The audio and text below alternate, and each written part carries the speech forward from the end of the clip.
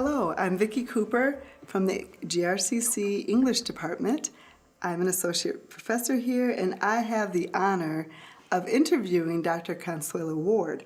Dr. Consuela Ward is the author on Healing Black Girl Pain, and she has more than 20 years as experience as an educator, speaker, facilitator, consultant, trainer, and coach on diversity and inclusion topics.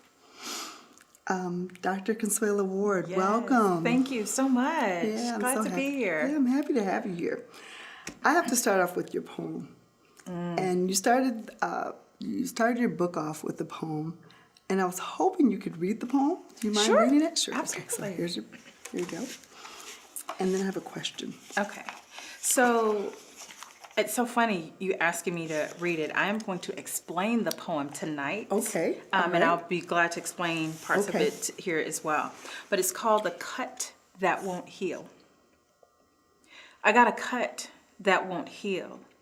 It's that burdening split between my thighs. It bleeds from the pain of yesterday and today. We got to teach our daughters how to heal for their tomorrow. Elders taught obligation over love, communal care over self. My superpowers endured inherited servitude with grace and considered me a virtuous woman, while my bondage remained just under the thumbnail of religion. I had hoped to survive its reign of oppression, but never considered the freedom to escape it. Red, yellow, black, brown, white, we all bleed red in the cut. Pus produced in its softness from the swelling of physical and psychological rape. Violating eyes dripping with saliva mutilate my wound deeper to appease their weak minds. Men with laws confuse their interests with mine, their polluted touches at my expense. My mishandled nature bleeds harder, causing natural disasters on land and sea, moods swinging in the angry wind, the sun sending flashes of heat from the sky. Oceans of tears flow from years of neglect, but they rebuild and profit off of my hysteria by removing the decaying pieces of wombs scattered about. I got a cut that just won't heal. It's that burdenous split between my thighs. It bleeds from the pain of yesterday and today. Let's empower our daughters to heal today. Thank you. Thank you. I read that you wrote this while you were in the Bahamas. Yes. Taking a break in the Bahamas. Yes. 2 weeks there. Yes. Well-needed break, right? Yes.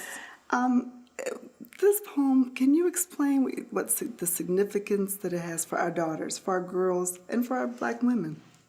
Yes.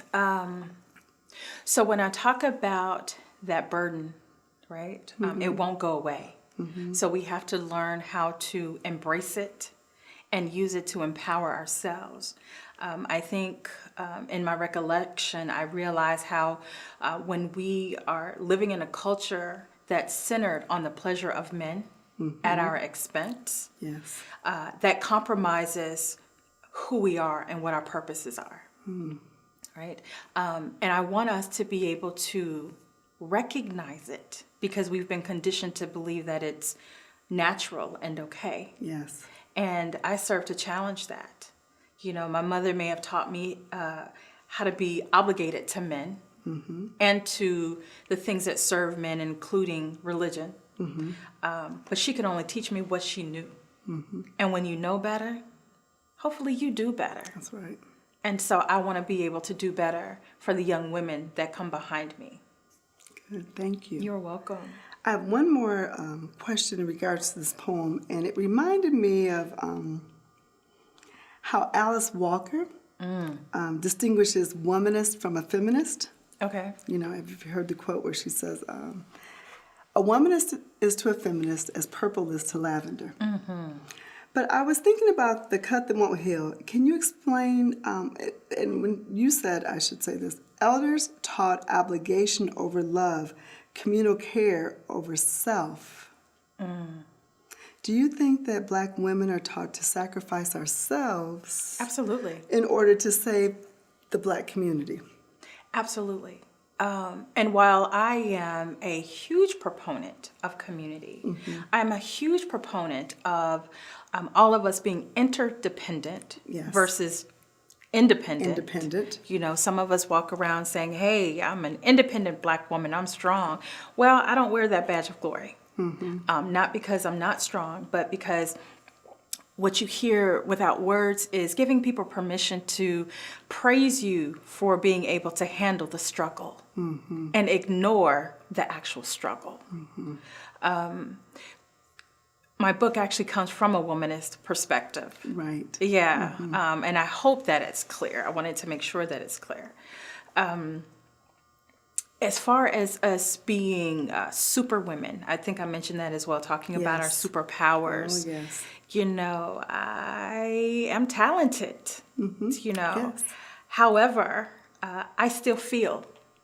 And I think that by holding on to being a superwoman, you're not allowing yourself to feel whatever comes up for you when it comes up, right? And that's normal. I think we've been conditioned to respond meekly to Yes. pain, Yes. and I think that's sick, right? So I give myself permission to release when I need to, even if that makes other people uncomfortable. I think if you can't be your authentic self, then you're just existing. I agree. Yes, that's absolutely. So my next question is about the Black church. And we have a lot in common with the Black church. I heard. You use the Black church songs as titles for each chapter. Can you explain the relationship or the relation between attending Black churches, white schools, which we also have in common, and male patriarchy in your development as a Black woman?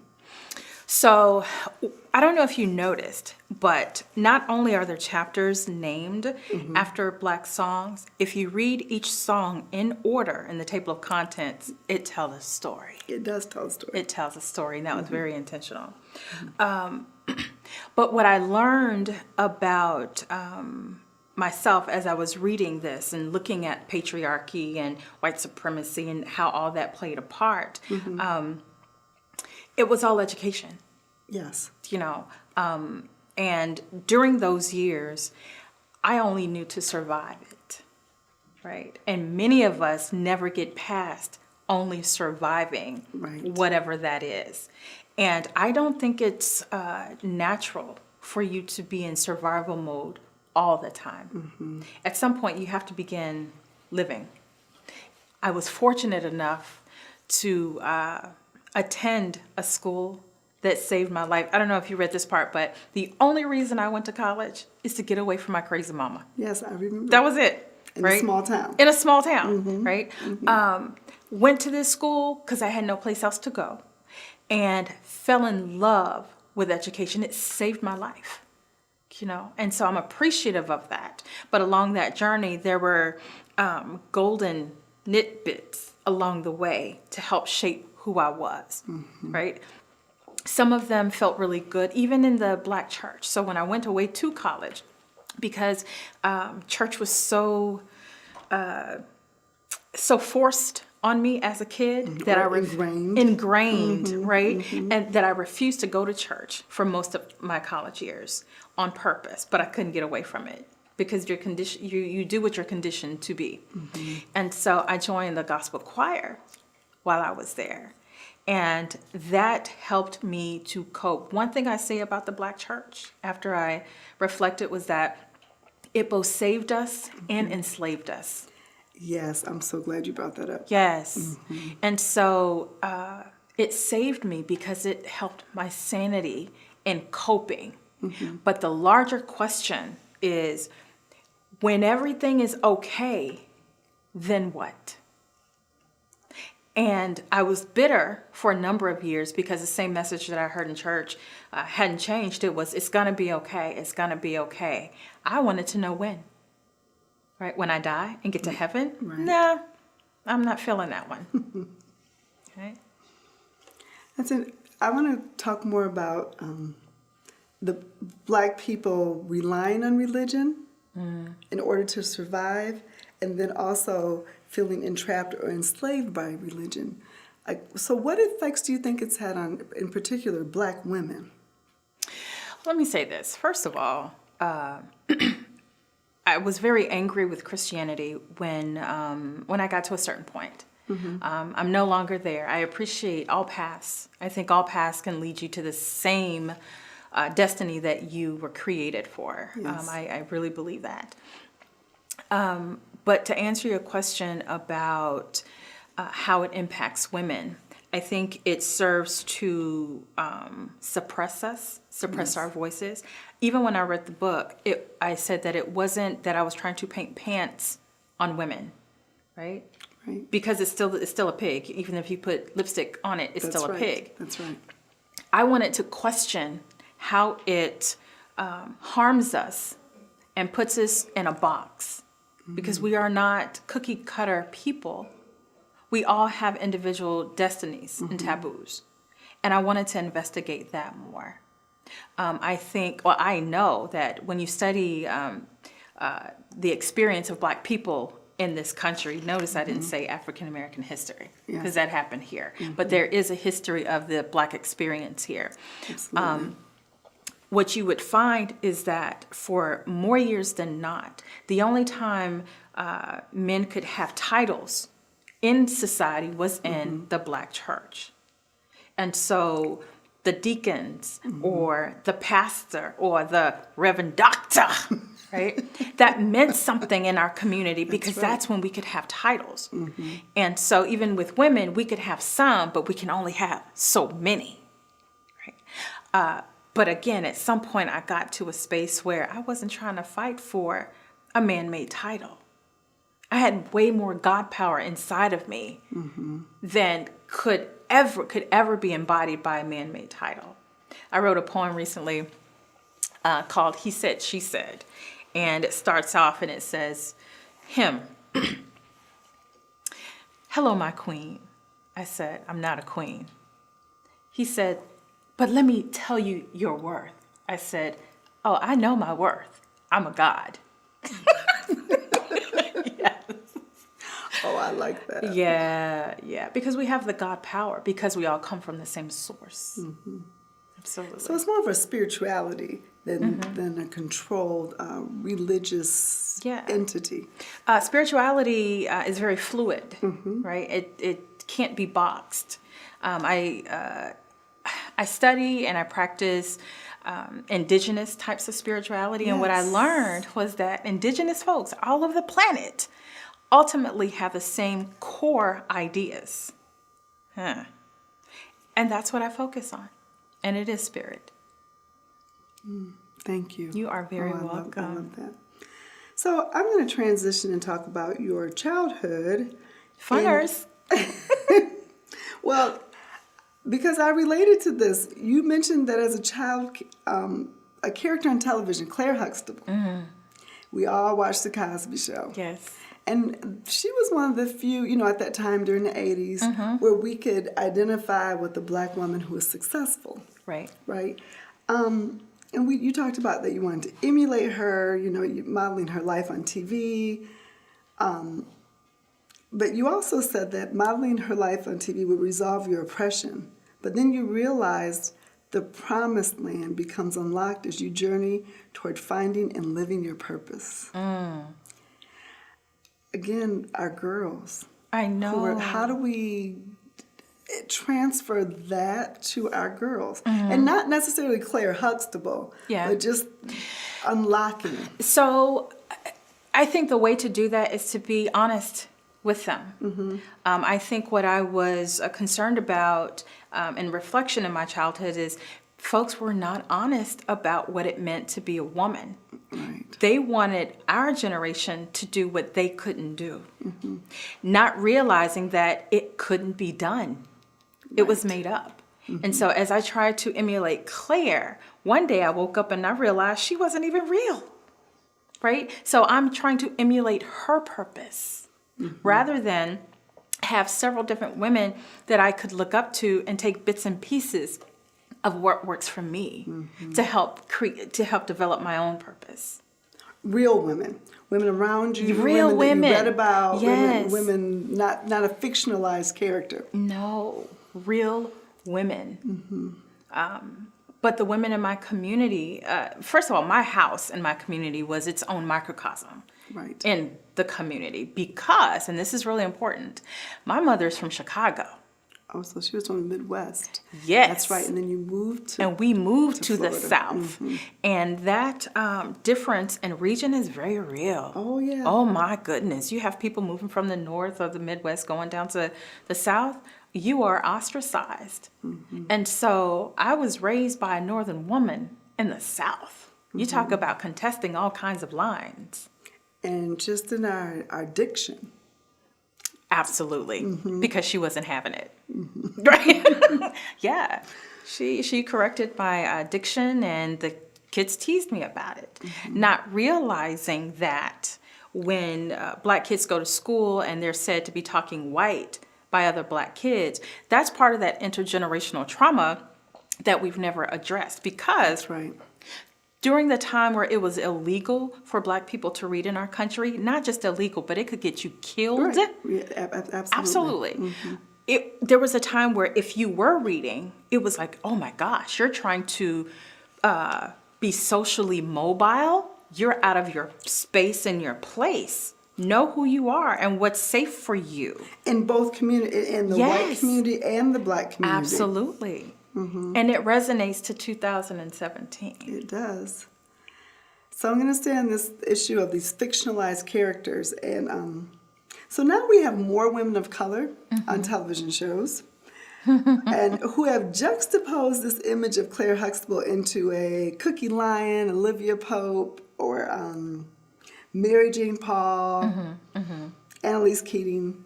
How do we, again, I keep going back to our girls because they're our future. Absolutely. But how do we convey like the message of that? And I don't want to say necessarily wholesome, but what it means to be a black woman, because these women in each of these roles that I just mentioned, they're somewhat sexualized characters, and we didn't see that much with Claire Huxtable. So I'm wondering, how do we convey that message that it's we are worthy, and a positive message, and not saying that sex is wrong, but not that you have to be over sexualized, because I think that has already happened to black women. Again, what do we tell our daughters who are watching these shows? Right. Well, first of all, I would say to them that being a black woman definitely has some common themes, but it is not a monolithic experience. Right. Right. So there are bits and pieces of those women that we see, and we see them in our community. Even the Mary Jane Paul ones, sometimes it's us, the one that got out. Right. So I appreciate very that much piece. So. But the over-sexualization, you can look at that a few different ways. First of all, white women can be sexual, and it's okay. Black women don't have that same... No, we don't have that privilege. That same privilege. But I am so about being my authentic self and writing my own story. Yes. So whatever that story is that's authentic to me, and this is what I tell the students that I mentee, be your authentic self, whatever that is. Your sexuality doesn't rule you. It doesn't define you. It doesn't define you, right? It's a part of you. Absolutely. And it's okay.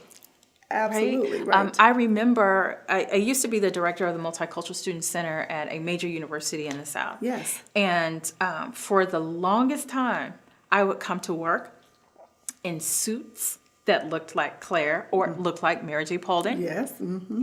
And I'd had a black student say to me one day, "Oh, Miss Consuela, I've never seen a black woman that has as much power as you." Just from your presence. Just from my presence. He didn't know that I had to report to a dean, who reported to a vice president, who reported to a president. So I really, in the conceptually of the university, I didn't have that much power. But for him to see what I did have, that was not evident in his community. That child is a principal today with a doctorate. Wow. Right? But I had to begin to change my story to only put up a facade for them and be my authentic self. So the suits changed into something else, right? I'd wear a suit, I'd feel powerful, and that's great. But that's not all I was. That's right. That's just not all I was, and that's all that people saw.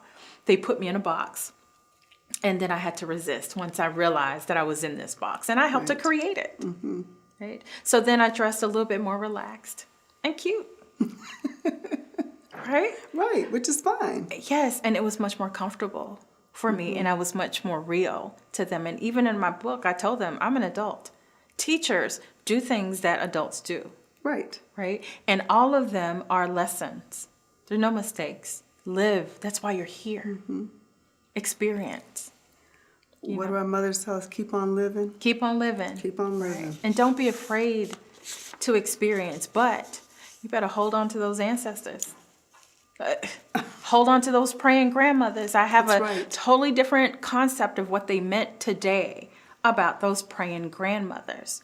Because they had that connection with spirit. I'm not talking about the connection that they learned in a black church. No. I'm talking about that African-rooted connection of ancestry that is hidden in the black church so that it could Right. survive. Yeah, so when we talk about them staying on their knees, Oh, yeah.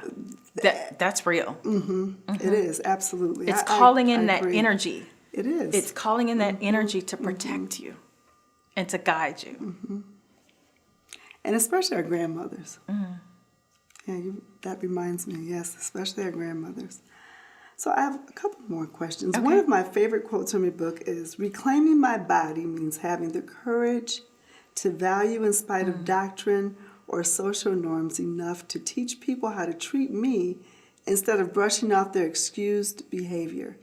So I can no longer trade in white patriarchy for black patriarchy when negotiating the intersection of my body and my race. That was nice. I just got chill bumps. I read it 4 or 5 times. So because for so many years, women who look like me have been conditioned to accept mess from black men and choose my blackness over my womanness, right? I just choose not to do that anymore because I am both equally. That's who I am. And I'm not going to pit one over the other. And yes, you teach people how to treat you. I learned by saying no when you want to say no. We were taught to say yes no matter what because we have to be obligated to everyone else. And I stopped saying yes. I'm going to bring it right back to our babies once again, because you learn how to say no and to say no strongly and to not feeling guilt. And I wonder if that comes from maturity, or is that something that we can teach young ladies now and hopefully they'll learn that lesson? Because I think some of them have it.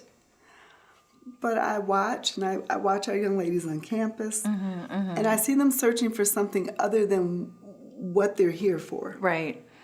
Many of them are searching for security. Yes, You know. I know they are. Oh, yes. man.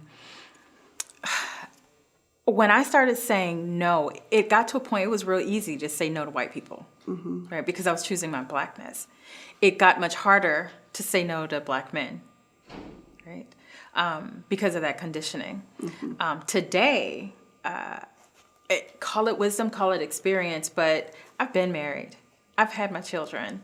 I've done the trajectory. Now I can really live though. Right. And I want to prevent young women from making the mistakes that I made, if in fact I can. Sometimes those are like some gems of lessons that you learn along that way. so I can share with them. But ultimately, I want them to make their choices, and look for the Yes. lessons in whatever it is you do. I think it's interesting when you just said that we can't separate our blackness from our womanness because we can't. And, I often hear colleagues or friends and they'll say, well, what does that mean that you can't disconnect the two? And I think you can.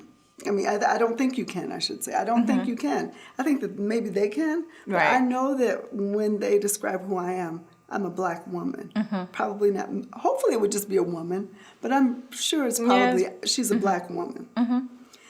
I have one last question I want to talk to you about, and then I know we have to wrap it up. Here at GRCC, we are struggling to retain African American students, and now more than ever, we are concerned about the success of our African American female students. This has never happened before. In Healing Black Girl Pain, you mentioned the importance of black school families. That's how I made it through. For black students at predominantly white schools, can you explain why black school families are imperative to black student success? Oh, absolutely. You will get lost. You will fall through the cracks if no one is intentional about paying attention to you.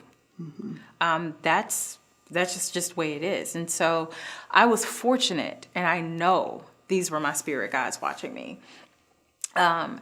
In all of my white school experiences, I had black family in those experiences. And if it were not for those black families, I would not have been successful. And I, even as an administrator, I saw so many black students who weren't connected.